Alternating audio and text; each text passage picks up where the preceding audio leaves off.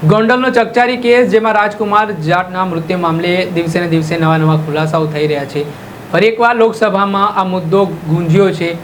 નાગોરના રાજસ્થાનના સાંસદ હનુમાન બેનીવાલે આ મુદ્દો ઉઠાવ્યો છે અને આ મામલામાં ગોંડલના પૂર્વ ધારાસભ્ય જયરાજસિંહ જાડેજા સામે ગુનો નોંધીને કાયદેસરની કાર્યવાહી કરવામાં આવે તે પ્રકારની માંગ હનુમાન બેનીવાલે ઉઠાવી છે। તેના જ કારણે રાજકારણ ગરમાયું છે। ત્યારે શું કહી રહ્યા છે હનુમાન બેનીવાલ, વિગતે વાત કરી।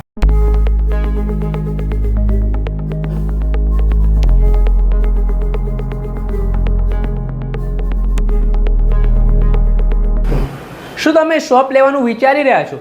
શું તમે અમદાવાદમાં શોપ શોધવા માટે આમ તેમ ફરી રહ્યા છો? તો આજે ચિંતા મૂકી દો। અમદાવાદના પોશ વિસ્તાર પાલડી ભટ્ટા ખાતે વજ્ર પ્લાઝામાં પ્રથમ માળે 156 સ્ક્વેર ફૂટની શોપ છે તે વેચવાની છે, જેની અંદાજિત કિંમત 35 લાખ રૂપિયા છે। એટલે તમે વહેલા તે પહેલાંના ધોરણે જલ્દી જ સંપર્ક કરો। આ એક સુવર્ણ તક છે તે જે ખરીદનારો છે તેમના માટે છે। આ નીચે આપેલા નંબર ઉપર આજે જ તમે સંપર્ક કરીને તાત્કાલિક આ જે શોપ છે તેના વિશે વધુ માહિતી મેળવો અને આ તક ઝડપી લો। નમસ્કાર દર્શક મિત્રો, સ્કાયનેટ મીડિયામાં આપનું સ્વાગત છે। હું છું ફૈઝ।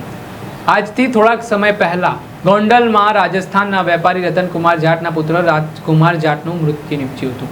આ ઘટનાના કારણે જાટ સમાજના લોકોને રતનકુમાર જાટ દ્વારા ગંભીર આરોપો કરવામાં આવી રહ્યા છે।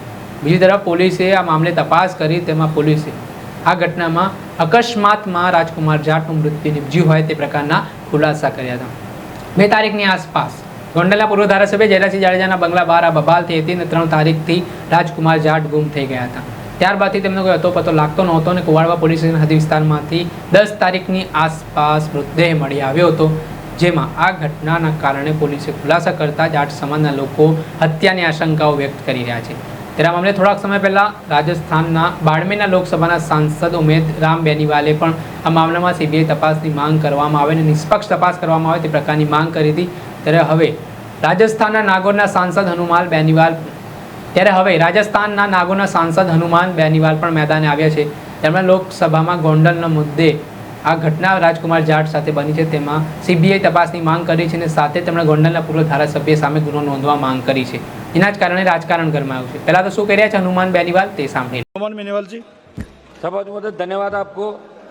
राजस्थान के भीलवाड़ा जिले की साड़ा विधानसभा क्षेत्र के जबरकिया गांव निवासी राजकुमार जाट, जो यूपीएससी की तैयारी कर रहा था, गुजरात राज्य के राजकोट में गोंडल विधानसभा क्षेत्र में उसकी निर्मम हत्या कर दी।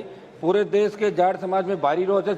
जी, गुजरात पुलिस से इस मामले में कुछ भी नहीं करी। हमने गृह मंत्री जी और प्रधानमंत्री जी को भी अवगत कराया। मेरी मांग है कि राजकुमार जाट हत्याकांड जिसको लेके जाट समाज में भारी रोष है, इस मामले की सीबीआई जांच करा के वहां के पूर्व विधायक जयराज जडेजा और उसके परिवार के खिलाफ कड़ी कार्रवाई की जाए, उनके सलाखों के पीछे डाला जाए और एक अच्छा मैसेज दिल्ली साहब ने और सीबीआई जांच इसकी करें।